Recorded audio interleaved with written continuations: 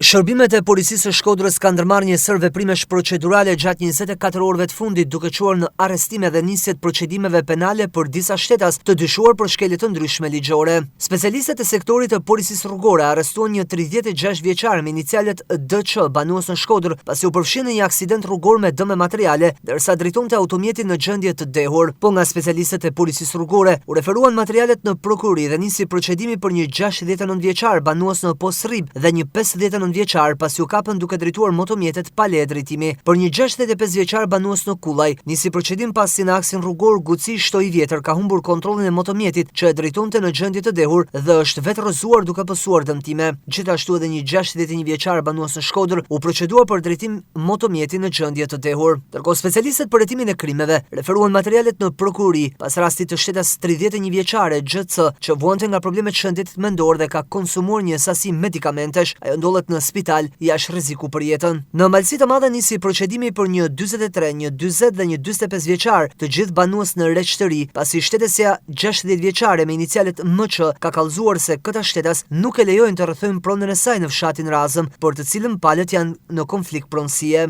Në fusharë specialistët për hetimin e krimeve proceduan në gjendje të lirë dhe referuan materialet në prokurori pas kallëzimit të një 58 vjeçari se vëllai i tij nuk po zbaton një marrëveshje të bërë me gojë për shkëmbimin e pronave. Materialet për këtë rast i kaluan prokurorisë për veprimet mëtejshme.